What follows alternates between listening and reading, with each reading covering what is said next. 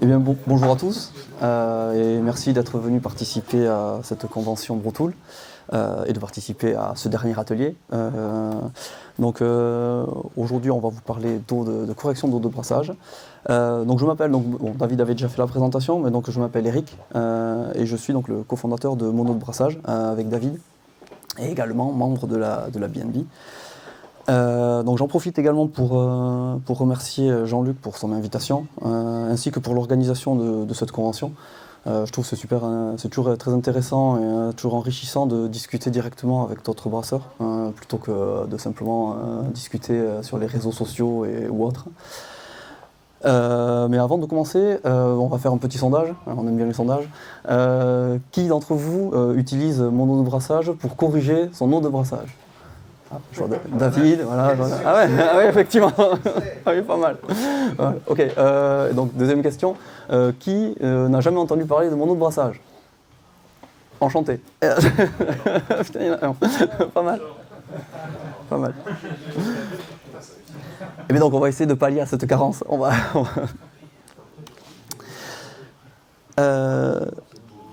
C'est stylé. Hein. C'est pas moi qui l'ai fait, c'est PowerPoint qui le fait tout seul. Et je me suis dit, ça quand même, c'est pas mal. Mais pour ça, c'est ok.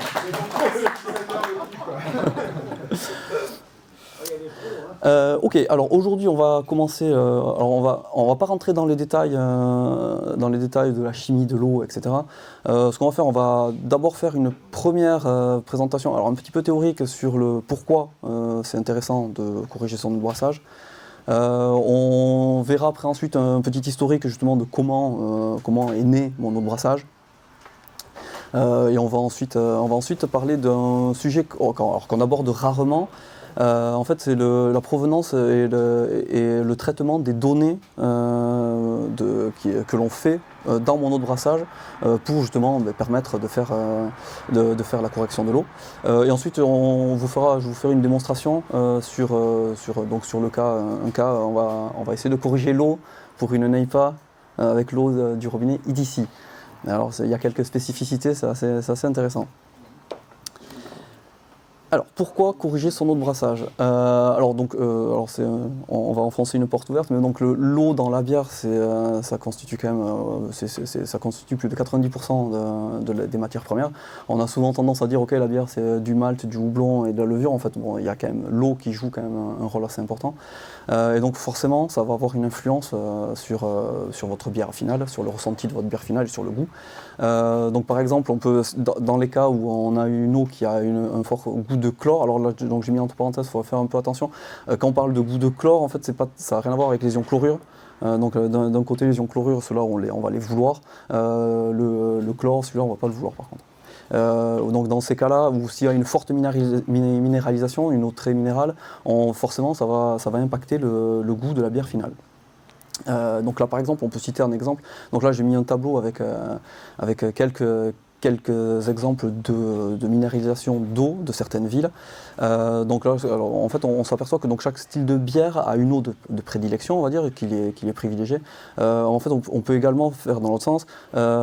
Historiquement, c'était plus, chaque eau avait un style de bière qui matchait mieux, qui marchait mieux que d'autres. Donc là, par exemple, on peut citer dans les villes célèbres, donc la ville de Pilsen. Donc ce qu'on peut voir, c'est que elle est très peu minéralisée. Et donc du fait, les bières qui étaient connues venant de la ville de Pilsen et qui étaient bonnes, en gros, c'était de la Pils. Donc en fait, une bière blonde, très légère. Et à l'opposé, on pouvait avoir une ville comme Dublin, par exemple, où là on constate déjà la minéralisation elle est beaucoup plus importante. Donc par exemple, on avait beaucoup plus de HCO3. Donc en fait, on se rend compte que donc les bières célèbres du Dublin, en gros, donc c'était plutôt des stouts. Donc des bières très sombres, alors au début, je pense qu'historiquement ils ne savaient pas exactement pourquoi, mais en gros ce qui se passe c'est que les maltes plus sombres, plus torréfiés, en fait permettent de descendre, de retomber dans un range de pH plus acceptable, et donc ce qui fait que ça donnait des bières meilleures. Donc dans les exemples intéressants également, j'ai cité la ville de Burton, parce que ça c'est là, alors c'est au niveau minéralité, c'est plutôt pas mal. Donc là ce qu'on voit, c'est qu'en fait ils ont une concentration en sulfate énorme. Ouais. Donc cette ville, en fait, elle est plutôt réputée pour. Donc ils ont une IPA alors, je ne l'ai jamais goûtée, mais a priori, donc ça a un goût assez particulier, justement dû à la concentration en ion sulfate. Et on peut parler donc également de la ville de Bayonne. Bon, ça c'est plus la ville de cœur, parce qu'on vient de, parce qu'on vient de Bayonne. Voilà. Et donc, oui, donc et on peut constater que celle-là, elle est plutôt adaptée donc pour des bières, donc aux IPA comme nous on fait, c'est plutôt bien, puisqu'il n'y a pas trop de minéralité. Donc on n'aura pas trop de pH à compenser, etc. Alors donc le pourquoi, en fait donc maintenant avec il y a eu plusieurs études, plusieurs recherches, tout ça. Donc ce qu'on s'aperçoit, c'est qu'en fait la qualité de l'eau va impacter en fait toute la bière pendant tout au long du processus de la fabrication, donc du brassage à la fermentation, et également après ça impactera également l'aspect final. Donc par exemple on distingue quand on corrige l'eau, on distingue, donc il y a vraiment deux aspects. Donc il y a vraiment le côté correction de pH et ensuite correction de la minéralité. Et donc ça a des impacts différents. Donc là on peut voir que par exemple la correction du pH, ça permettra par exemple une activité enzymatique optimale, donc ça veut dire qu'on aura donc des meilleurs rendements par exemple. Ça permet également d'éviter l'extraction de tanins. On sait que si on brasse avec un pH trop élevé, on risque d'extraire plus de tanins, et donc ça va amener une astringence une amertume un peu désagréable. Donc il y a beaucoup d'autres avantages. Par exemple, c'est comme la bière finale, le pH dans la bière finale, ça impactera également le ressenti que l'on aura quand on va déguster cette bière. Donc par exemple, s'il y a un pH trop élevé, ça va un peu ternir un peu tous les arômes, alors qu'une bière dont le pH est dans la bonne fourchette de pH, en fait, ça aura un goût un peu plus franc, un peu plus tranché. Donc ensuite, la deuxième partie, donc la correction de la minéralité. Donc là, on va parler, ça va être donc au niveau des minéraux. Donc il y a plusieurs aspects. Donc il y a par exemple, il y aura les aspects, les ions qui vont plutôt impacter le goût de la bière. Donc les ions chlorure par exemple, les ions sulfate. Donc là, vite fait dans les rappels, donc les ions chlorure, ça va plutôt arrondir la bière, ça va plutôt relever le côté maltais de la bière.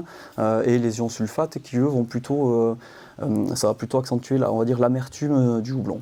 Donc il y a d'autres minéraux qui peuvent jouer également, donc comme le sodium par exemple ou le calcium.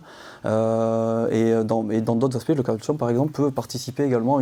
C'est toujours bien d'avoir une bonne concentration en calcium, parce que donc ça peut. Hein ça bricole à côté de moi. Ah oui, d'accord, pardon. Là par contre c'est un peu fort, non? Je pense que le premier rang là il va. Quoi? Vas-y. Ok, c'est bon. Donc là, au niveau on a remarqué également qu'avec une bonne concentration en calcium, ça permet de mieux précipiter par exemple les protéines, et donc de clarifier la bière. Et donc tout ça, donc là j'ai pas cité tout, c'est pas exhaustif, la liste des avantages n'est pas exhaustive, et donc je vous invite à aller sur le site de Univers Bière. En fait, je pense que tout ceci est beaucoup plus détaillé que dans une simple présentation. Ensuite, le comment. Donc maintenant qu'on a vu à peu près le pourquoi, donc si ça vous intéresse toujours de continuer à corriger votre eau, on peut voir le comment. Donc alors, globalement, si on prend les étapes, en fait, il faut récupérer les concentrations en minéraux de notre ville, de l'eau qu'on va vouloir utiliser. Après, il suffit d'interpréter les données en fonction du style de bière qu'on veut brasser. Et après, on n'a plus qu'à corriger notre eau. Donc ça, c'est à peu près le point de départ de mon eau de brassage en fait. Le comment, nous en tant que brasseur amateur, au bout d'un moment forcément, à force de lire des choses à droite à gauche sur internet, on est tombé sur il faut corriger son eau de brassage. Donc au début on tâtonne puisqu'on ne savait pas du tout comment ça marchait. Et en fait on s'est rendu compte qu'en fait c'était pas si simple. Et notamment pour plusieurs raisons. Donc là, le constat, c'est que déjà, pour pouvoir corriger son eau, il faut déjà trouver les analyses d'eau de notre ville. Et rien que ça, Donc il y a des moyens de faire analyser son eau, d'envoyer des échantillons pour avoir des résultats, mais bon, ça coûte, ça a un certain prix, c'est un certain coût. Il faut le faire à chaque brassin. Est-ce qu'il faut le faire à chaque brassin? Est-ce que l'eau change souvent? Donc ça, c'était rien que donc première question sur on avait lu tous les avantages que pouvait apporter la correction d'eau. Par contre, le problème c'est que on n'avait déjà pas la matière première, quoi. On ne savait pas du tout quelle était la qualité de notre eau, quoi. Donc ça, c'était un des premiers problèmes. Et ensuite, mais même si on a toutes les concentrations qu'il nous faut, mais comment je fais pour calculer ce que je vais rajouter? Ça, c'est plein de questions. Donc, alors, il y a plein d'outils qui existent. Donc, il y avait déjà des outils qui existaient là sur Internet. Mais on s'est vite aperçu que, en tant que brasseur hunter, ne connaissant rien au sujet, on s'est surtout aperçu qu'il y avait déjà un vocabulaire à avoir. Donc là, par exemple, j'ai noté quelques mots. Donc, la dureté de notre eau, l'alcalinité résiduelle, enfin plein de choses, même le pH. Alors on connaissait le pH de loin, mais on est plutôt des informaticiens, donc on sait que c'était une valeur, mais après, voilà, au-delà de ça, on n'était pas des chimistes de l'eau, quoi. Et donc, ce qu'on avait trouvé, c'était principalement que pour les non-initiés, en fait, les outils qui étaient déjà présents, déjà, ça représentait un petit challenge. On avait l'impression qu'il fallait avoir un bac plus 5 en chimie pour pouvoir les utiliser. Enfin, il y avait plein de tableurs Excel, tout ça. Enfin, c'était assez rédhibitoire. Et donc c'est en 2020, je crois, puisque David l'a cité. C'est David qui avait commencé à se pencher sur le sujet. Et un jour, il m'envoie un message, il me dit: ouais, là, j'ai trouvé un truc, on peut récupérer les analyses de notre ville. Okay. Et donc ensuite, on a commencé à faire un outil pour nous. À la base, mon eau de brassage, on n'avait pas prévu de le publier ou quoi que ce soit. C'était vraiment un outil pour nous, pour pouvoir corriger notre eau régulièrement et facilement, sans se poser des questions et sans aller rechercher, sans envoyer des échantillons, etc. Et donc on l'a vraiment développé pour nous. Et ensuite, on était sur un petit groupe de brasseurs, donc on était 4 ou 5, et quand on a présenté ça aux mecs, les mecs ils ont fait: non mais les gars, faut le partager, ce truc-là, quoi. Et en fait, nous, sur le moment, on s'était pas forcément posé la question, on s'est pas rendu compte que c'était... pour nous, c'était un outil bien pour nous, mais on s'était jamais posé la question de le publier réellement, quoi. Et donc voici la naissance de mon eau de brassage. Donc alors, mon eau de brassage en quelques points. Donc il permet de récupérer les analyses d'eau de votre ville. Alors par contre, donc c'est que français. Parce qu'aujourd'hui, les données ne sont que françaises. Pour chaque ville, vous pouvez récupérer votre réseau, etc. Il propose différents types de profils en fonction des types de bières. Donc en fait, on a alors c'est des profils, donc c'est des fourchettes. C'est pas des valeurs absolues à respecter. Donc on propose des fourchettes pour on va dire les 6 minéraux principaux qui nous intéressent dans la bière. On propose des fourchettes de valeurs pour à peu près pour essayer de rester dans le style. Et ensuite, en fonction de ça, il permet de calculer les ajouts de minéraux dont on a besoin, donc dans les différents additifs. Donc, il permet de donner les grammages à rajouter dans l'eau pour genre du sulfate de calcium, etc. Et ensuite, il permet également de faciliter la correction du pH. Et on lui ajoute, tout le monde le connaît, mais on rajoute les différents maltes, et ensuite, donc, ça permet de corriger le pH. Et ensuite, donc ça c'était plus le côté facilité d'utilisation. On a essayé de faire vraiment quelque chose. Je pense que c'était plus le côté, on avait eu un peu peur de tous ces Excel et tout ça, et donc on s'est dit: ok, il faut faire un truc super facile, qu'on n'ait pas à connaître exactement comment ça fonctionne. Comme ça, on se pose pas la question et on a directement le résultat. Donc mon eau de brassage, ça ressemble à ça. Et donc a priori tout le monde le connaît. Donc ça sert à rien, voilà. Donc là, je vous propose donc de regarder d'où viennent les données, en fait, parce que c'est une question qui n'est pas revenue tant que ça, mais donc il n'y a pas grand monde qui nous a demandé, mais donc les données, en fait, donc l'eau c'est un aliment, c'est l'un des aliments les plus contrôlés en France. Donc au niveau de l'État français, ils ont mis en place ce qu'on appelle un open data. Et donc ça permet en fait à tous les fournisseurs d'eau de publier leurs analyses d'eau et de les partager. Donc c'est public, il n'y a pas de frais. En fait tout le monde peut y accéder. Et donc en fait pour la petite histoire, en fait donc ils collectent les analyses d'eau. On peut récupérer les analyses d'eau jusqu'en 2016. C'est là où vous avez commencé à vraiment... Alors l'open data c'est plus vieux que 2016, mais en fait à partir de 2016 ils ont commencé à rajouter les analyses d'eau. Et donc en fait ce sont exactement les mêmes, ce sont les mêmes data que ce qu'on peut retrouver donc, sur la Génotélécite, donc les différents sites qui permettent d'accéder à ces données-là. Donc alors ensuite c'est les relevés, donc les données se mettent à jour à peu près tous les mois. Mais il faut savoir qu'il y a pas mal de validations donc avec les agences régionales de santé, etc. Et donc ça peut être le temps entre le relevé et la mise en ligne de ces données est plus ou moins long en fait. Donc en général c'est à peu près tous les mois, mais on a toujours un retard de quelques mois, quoi. Donc ça peut toujours varier. Donc au niveau des prélèvements, par exemple, comment ça marche? Donc en gros on a deux cas de figure donc au niveau de l'open data et des analyses qui sont stockées en fait. Donc il y a deux cas de figure. On a soit le prélèvement est réalisé directement donc, sur ce qui est appelé une unité de distribution. Donc en gros une unité de distribution c'est un système un réseau de canalisation, alors toutes connectées entre elles, qui est réputé pour avoir la même qualité de l'eau, dans ce réseau, la qualité est homogène. Et donc il y a plusieurs types de prélèvements. Donc le premier, c'est directement sur le réseau. Donc ça c'est où donc en fait la qualité d'eau, il y a 100% de l'eau qui vient du même réseau.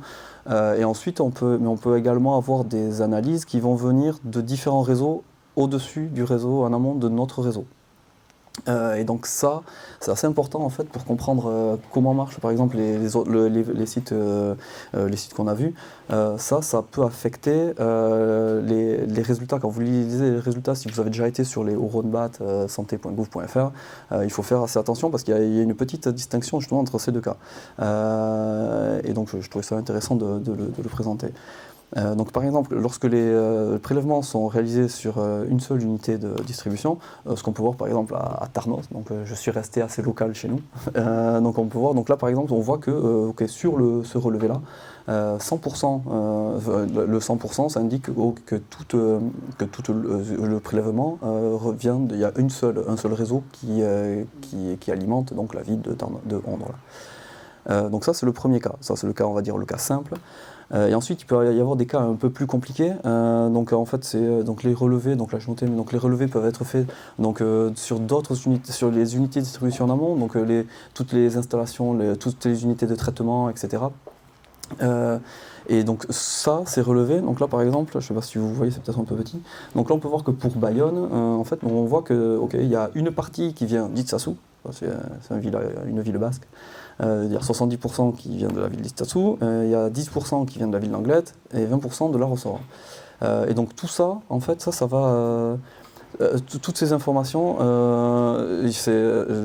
donc mon autre brassage va récupérer tout ça et va secouer un peu et présenter tout ça sur le site. Donc là, si on représente donc, schématiquement, en gros, qu'est-ce qui se passe? On récupère donc, les données brutes sur le site d'Open Data. Et tous les jours, on va récupérer toutes ces données, on va les récupérer, on va les analyser justement pour remonter, pour récupérer tous les réseaux qui constituent le réseau pour chaque ville. Pour chaque ville. Et en fonction de ça, après, donc là, ces étapes de préparation, on le met en forme justement pour pouvoir l'utiliser directement sur le site. Ok, alors la démonstration. Alors, donc mon autre brassage, pour celui qui ne connaît pas, donc ça ressemble à ça. Donc par défaut, donc ça sélectionne aucune position. Donc on a en gros une combo box pour sélectionner le département, la commune. Mais nous, alors moi ce que j'utilise quand je l'utilise, j'utilise le bouton ma position. Alors il faut savoir que on ne fait rien avec votre position. En fait, c'est pour les psychopathes qu'est-ce qu'ils font la position sert simplement à récupérer votre commune. C'est tout. Envoyé à la douane directement. Oui, voilà, ça on avait dit qu'on n'en parlait pas de ça. Donc voilà, donc là c'est la position. N'ayez pas peur. Je sais qu'il y en a qui ont toujours un peu peur, mais donc on ne fait rien. Donc là, bon, forcément, ça demande l'autorisation pour la première fois. Donc voilà, donc on voit nous sommes dans le département de la Meuse et donc nous sommes à Revigny sur Ornain. Très bien. Et donc donc première question, ok, donc là on peut voir, donc il y a deux réseaux a priori qui alimentent Revigny. Et donc ce qu'on peut voir déjà d'entrée, c'est que la minéralisation de Revigny est pas trop mal quand même, puisqu'on a quand même 417 ppm ou milligrammes par litre de HCO3. Et donc c'est une valeur assez élevée. Donc là, ce qu'on peut voir, par exemple, donc il y a quelques petites dans les petits tips. Donc vous pouvez, si vous avez oublié, parce que la théorie c'est jamais très sympa. Donc il y a un petit rappel au cas où, pour ceux qui ne connaissaient pas, avec des tooltips qui indiquent un petit peu l'influence des ions. Alors c'est très résumé, hein, mais c'est juste pour se remémorer un petit peu. Donc ça indique un petit peu, voilà, l'influence de tel ou tel minéral sur le goût de la bière. Et ensuite, donc justement au niveau, on parlait de la stabilité. Ensuite, ce qu'on peut voir, c'est que lorsqu'on passe, alors sur le téléphone, c'est un peu différent, il faut taper sur la cellule. Mais là, donc sur ordinateur, lorsqu'on passe la souris, on peut voir en fait, on a l'histogramme de tous les anciens prélèvements disponibles sur le réseau. Et donc en fait, on peut voir, voilà, on peut voir que globalement, donc alors ça fluctue un peu. Mais c'est quand même, globalement, c'est assez stable. Et même là, on voit ça descend, mais par exemple, on voit si on regarde le graphe, ok, ça varie entre 32 et 36, on va dire. Donc les variations sont vraiment très minimes. Donc ça, voilà. C'est un outil. L'histogramme, je vous invite à aller le regarder régulièrement. Parce que justement on a eu un cas, on va pas dire d'école, mais on a eu un cas qui s'est produit très récemment, la semaine dernière, où justement c'était un copain brasseur, donc il me dit Eric viens voir, machin, j'ai fait ma correction d'eau, et je regarde, je fais mais c'est quoi ton bicarbonate de soude en bas là? En fait donc le site lui proposait de mettre du bicarbonate de soude, et là je me suis dit globalement j'ai jamais vu ça, parce que du bicarbonate de soude, ouais, ça va augmenter les HCO3, en général on veut les enlever. Et donc on regarde les analyses d'eau, et en fait ce qui s'était passé, c'est que sur l'histogramme là, mais on voyait la dernière analyse, en fait ça descendait, il perdait 100 mg par litre de HCO3. Et donc on a été gratté un petit peu. Et en fait ce qui s'est passé, c'est que donc, dans les relevés, il y avait un des relevés qui était donc sur l'open data, un des relevés qui était faux en fait. Il y avait donc un des réseaux, c'était 80% de son réseau, en fait qui était à 0 ou une valeur ridicule. Et donc en fait ça avait complètement faussé son truc, quoi. Donc c'est pour ça que c'est toujours intéressant de regarder cet histogramme, et de regarder au moins voir si vous constatez quelque chose. Parce qu'après, si vous restez tout le temps avec la mémo, vous allez le voir quand même. La différence, en général, on s'en aperçoit. Mais l'avantage de cet historique, c'est que ça permet justement en fait, de voir s'il y a eu un souci. Et donc, en gros, ce qu'il faut retenir de tout ça, c'est qu'il faut garder un peu un esprit critique. C'est pas parce que le site il dit que ok, tiens, il faut mettre ça qu'il faut le faire. À un moment, il faut se demander, ok, ouais, à un moment c'est ça, voilà. faut essayer de réfléchir et se dire ok, est-ce que c'est correct ou enfin correct, est-ce que ça correspond à ce que je veux faire ou pas, et c'est pour ça que justement dans la présentation j'ai voulu commencer par un petit peu de théorie, un peu présenter vraiment le pourquoi de la correction d'eau, puisqu'en fait c'est quand même bien. Même si, alors nous on a mis l'accent sur, on a essayé de simplifier au maximum l'interface, mais c'est quand même bien de se rappeler un petit peu les différents, soit à quoi servent les différents ions, qu'est-ce que ça va impacter si je change le pH, etc. Donc alors je ne sais pas si on est au nord ou au sud, bon on va dire qu'on est au nord. Ah, on est au sud, ah pardon, d'accord. Et donc par exemple, justement donc si par exemple vous constatez qu'il y a un souci, que genre vous voyez ok tiens là ça a baissé alors qu'avant ça n'avait pas baissé, vous pouvez également, alors je ne sais pas si beaucoup d'entre vous connaissent, donc il y a un petit bouton plus pour personnaliser en fait votre profil. Là ce bouton, alors ça c'est pareil, alors on l'utilise pas souvent, mais dans certains cas quand les analyses, s'il y a un souci au niveau des analyses, en fait on peut se refaire, ou si par exemple vous avez des résultats de vos analyses, de vos analyses d'eau, vous pouvez ajuster en fait et changer les valeurs pour pouvoir utiliser un profil personnalisé. Si vous utilisez de l'osmosée, en fait vous pouvez partir du nom à 0. Ouais, c'est jamais à 0, mais voilà, ça c'est plus voilà, c'est le côté reset. Après il faut rajouter, on peut ajuster, et ça permet en fait comme ça de pouvoir utiliser un peu n'importe quelle eau pour pouvoir faire la correction. Donc nous pour la démo on va garder l'eau de Revigny Sud. Et donc ensuite on va essayer de corriger, donc on va faire quelque chose qui a le vent un peu en poupe, on va faire une Hazy IPA. Donc c'est une NEIPA. Alors pas forcément parce que, alors c'est pas forcément une NEIPA, parce que quand on lit le BJCP, on dirait que la définition est assez vague, on va dire. Enfin, tu peux faire un peu de tout là-dedans. Tant que ta bière est pas clean, c'est une Hazy IPA, quoi. Et donc également au niveau du style de bière, un petit peu comme ce qu'on a sur l'analyse d'eau, on peut personnaliser également donc les différentes fourchettes. Donc au niveau de chlorure, sulfate, calcium, magnésium, sodium et HCO3, en fait on peut modifier ces fourchettes si ça ne correspond pas. Là, nous, ce qu'on a fait, on a repris les recommandations, mais voilà, c'est pas forcément, comme disait David, on n'est pas des sachants, donc ok, on a mis ça donne ouais, c'est ça, ça donne une orientation, mais après, voilà, vous pouvez très bien le modifier, chacun ses goûts. Donc là, ce qu'on voit, ok, c'est que le HCO3, on sent qu'il explose un peu, mais ça, on va y revenir plus tard. Et donc si on veut faire, donc là on va dire qu'on va faire une NEIPA, donc plutôt une New England IPA. Et donc là, on a ce slider qui représente, donc c'est la valeur, c'est le ratio des ions sulfate sur les ions chlorure. Alors ça, c'est un ratio qui est communément admis pour en fait. Ça va donner, alors en fait si le ratio il est en faveur des sulfates, ça donnera ça fera prédominer plutôt l'amertume des houblons, et si à l'inverse, s'il est plutôt en faveur du chlorure, ça sera une bière plus, on va dire, plus ronde et qui donnera plus l'accent au malt. Donc nous, comme on veut faire une NEIPA, on va plutôt passer sur le côté, on va plutôt changer l'échelle et donc on va plutôt placer le ratio en chlorure sur sulfate. Et donc l'avantage c'est qu'en fait en faisant ça, ça nous permet de plus facilement maîtriser en fait les valeurs qu'on met, parce qu'on voit que si on était en SO4Cl par exemple, en fait si on voulait donner plus d'importance au chlorure, en fait il fallait descendre. On était déjà à 0,5, donc en fait c'est un peu plus, c'est juste ça va aider, ça va être plus simple à se servir du slider, on va dire. Donc ce qu'on va faire, nous on nous a dit que le chlorure c'était génial, on va le mettre à fond. Alors le à fond, donc je ne sais pas si vous avez déjà détricoté un petit peu ce que ça représentait. En fait ça représente le moment où en fait, là par exemple on voit qu'on a maximisé, on est au maximum de la fourchette pour le calcium et également au maximum de la fourchette pour le sodium. Donc après, mais quand on dit maximum, donc là on est au maximum de la fourchette, ce qui est important quand même toujours de garder à l'esprit, c'est moi souvent ce que je préconise, c'est de regarder tout le temps les valeurs absolues.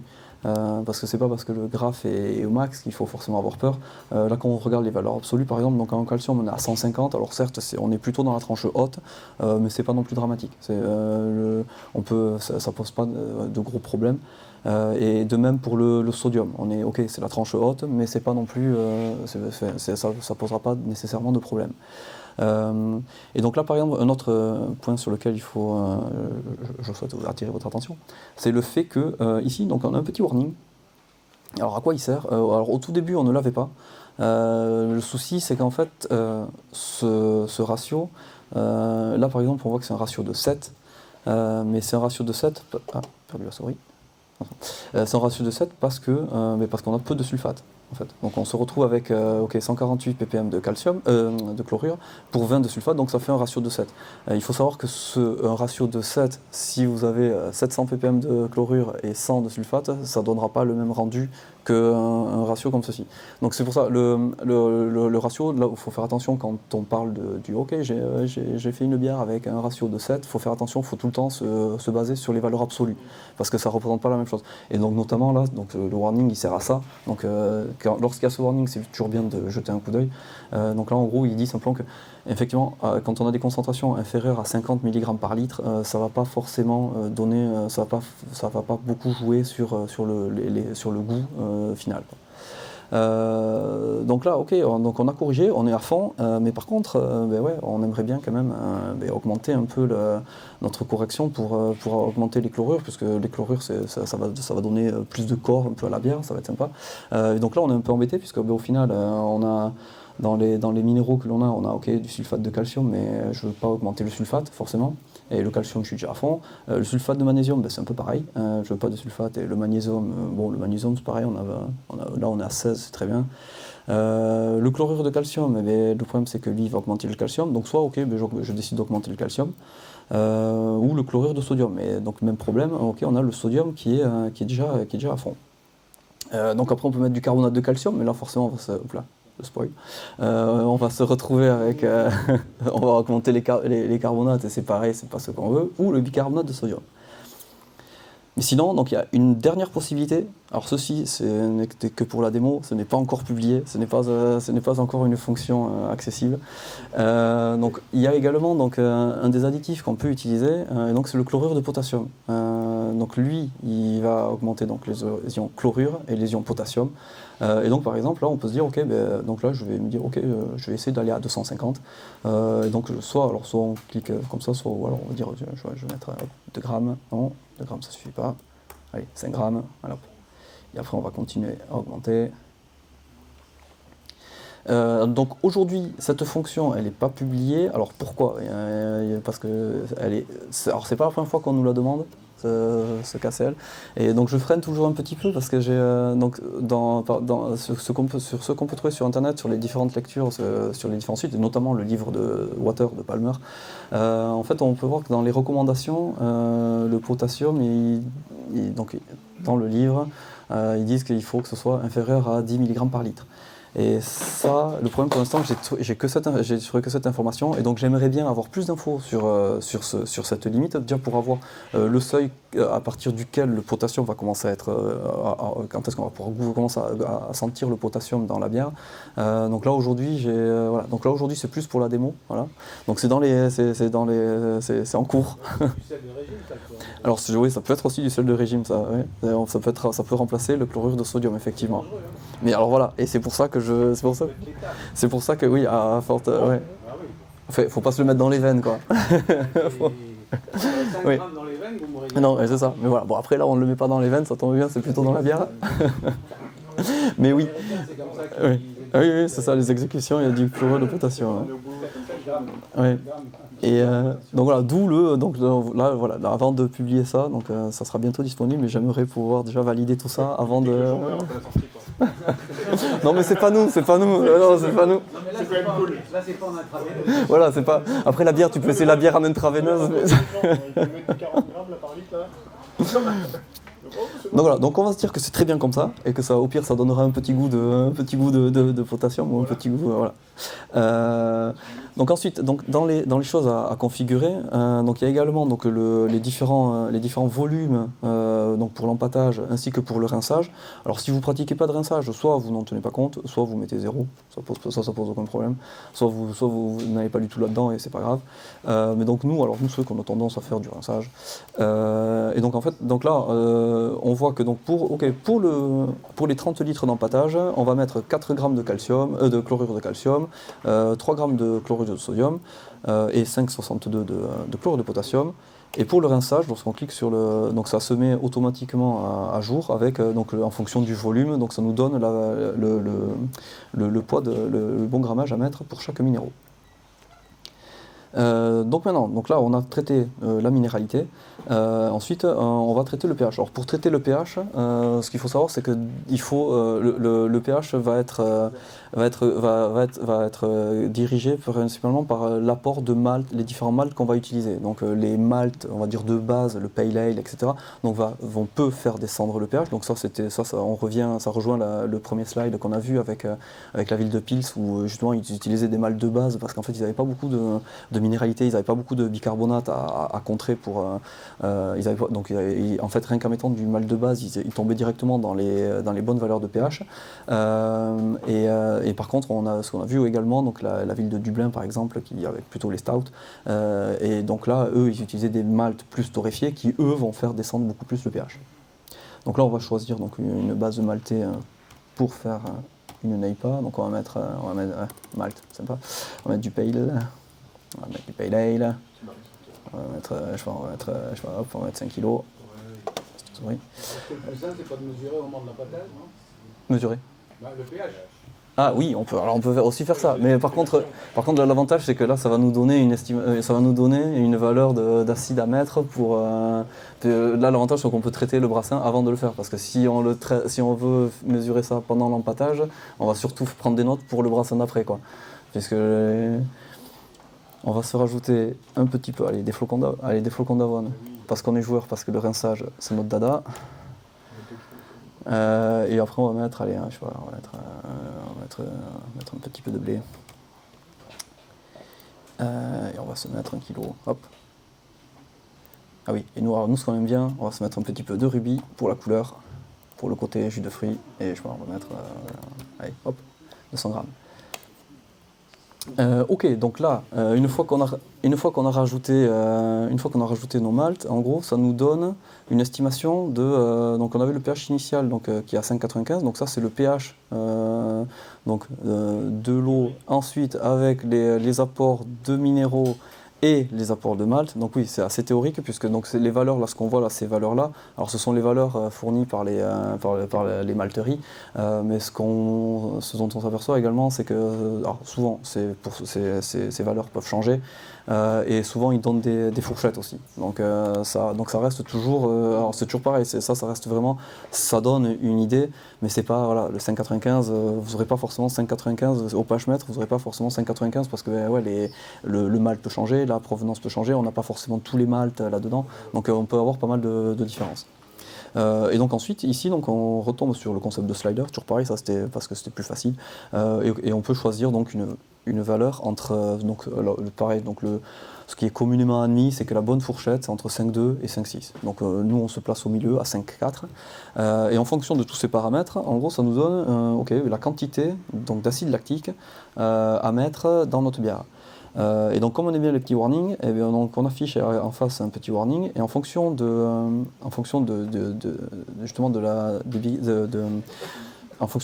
la minéralité qu'on a, que le pH, que l'acide a contré, en fait on se rend compte que ici en fait on est obligé de rajouter pas mal d'acide lactique et on commence à atteindre des seuils où on va commencer où la bière va commencer à avoir un goût d'acide lactique. Donc en général l'acide lactique ça amène c'est décrit comme un goût de yaourt on va dire, mais sachant que donc ce seuil c'est pareil, c'est pas une limite absolue. Donc ça c'est à peu près le 400 mg par litre, c'est une moyenne.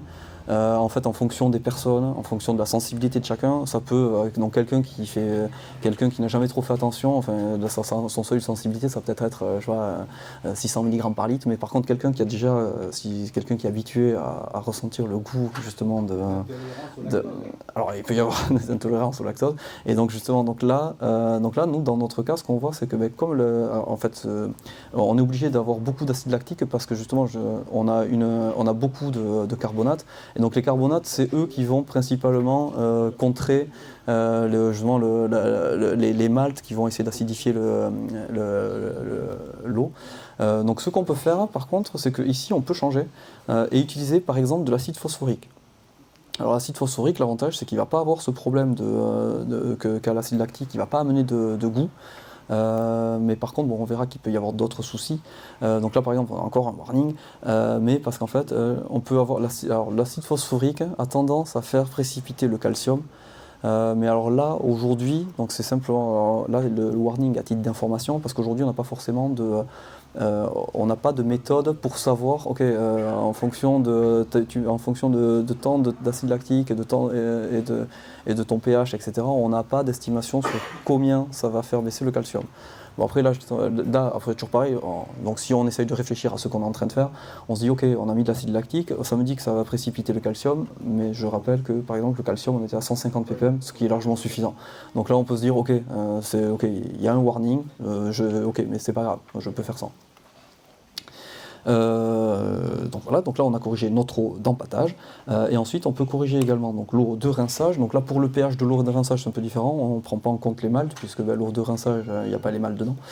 Et donc là également on peut également choisir un range. Donc c'est toujours bien de traiter quand même son eau de rinçage pour justement éviter. Donc on peut si le pH de l'eau de rinçage est un peu trop élevé, justement ça aura tendance à favoriser l'extraction de tanins justement pendant le rinçage. Et dont notamment l'astringence, l'amertume un peu qu'on a vu et qui n'est pas forcément très agréable. Donc là, ok, on est à 5-8, on sait bien. Et donc ensuite, on voit donc il y a un tableau récapitulatif avec les différents additifs à ajouter. Et ensuite, vous pouvez, donc si vous voulez, donc sauvegarder votre résultat. Donc aujourd'hui, mon brassage, je ne sais pas si vous pratiquez. Donc pour sauvegarder les résultats, on passe par les favoris du navigateur.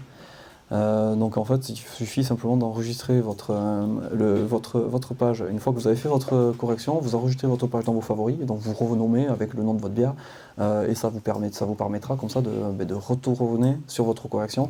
Alors donc ça ne sera pas exactement la même, puisque si vous retournez dans 2 mois, les analyses d'eau auront sûrement changé. Mais par contre, ça vous donnera déjà une base de correction, quoi. Vous aurez déjà, nous en gros, ce qu'on fait, c'est on se met ça dans la recette, dans nos recettes, et ensuite pour chaque brassin, on la met à jour, quoi.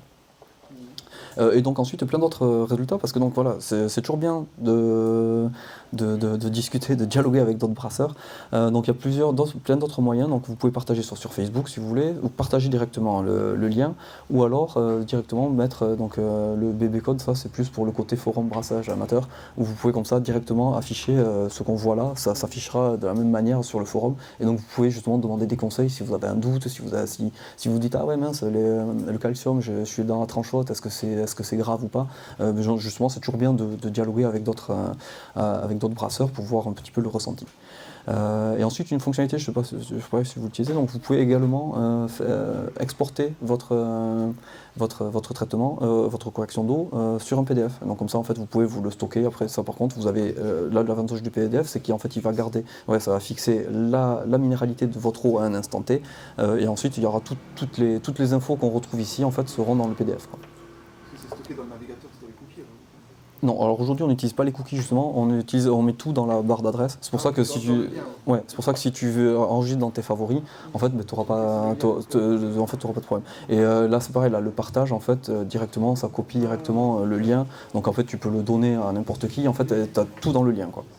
Alors le lien il peut faire un peu peur parce qu'il finit par être assez balèze, mais voilà, donc ça faut pas hésiter à pousser tout ça, quoi. Et ensuite, alors il peut y avoir des cas où justement votre commune n'a pas eu de relevé, votre réseau n'a pas eu de relevé de la qualité de l'eau. Et donc là, à côté, donc on a noté les différentes villes voisines.